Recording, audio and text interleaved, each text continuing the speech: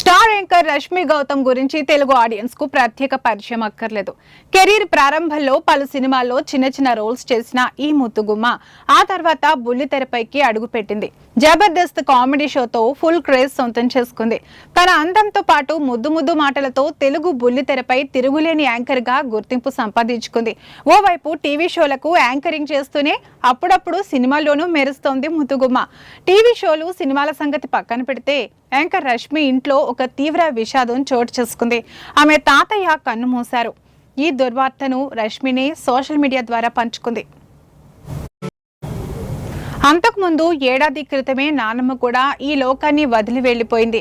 ఈ నేపథ్యంలో నానమ్మ తాతయ్యలతో తనకున్న అనుబంధాన్ని తలుచుకుంటూ ఎమోషనల్ అయింది రష్మి. ఆమె షేర్ చేసిన పోస్ట్ పలువురిని కదిలించింది. తాజాగా రష్మి తన తాతని తలుచుకుని మరో ఎమోషనల్ పోస్ట్ షేర్ చేసింది. మనమే కాదు, మూగ జీవాలు కూడా మా తాతయ్య మరణాన్ని తట్టుకోలేకపోతున్నాయి. మీరు చేసిన ప్రతిదానికి ధన్యవాదాలు. గత ఏడాదిన్నర కాలంగా మీరు నానమ్మను ఎంతగా మిస్ అయ్యారో నాకు తెలుసు.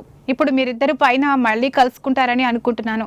నా జీవితాంతం నిన్ను మిస్ అవుతూనే ఉంటాను తాతయ్య. కానీ నా లైఫ్ మొత్తం నీతో గడిపిన ప్రతి క్షణాన్ని గుర్తు చేసుకుంటూ ఉంటానని తన ఆవేదనను వ్యక్తం చేసింది రష్మి గౌతమ్.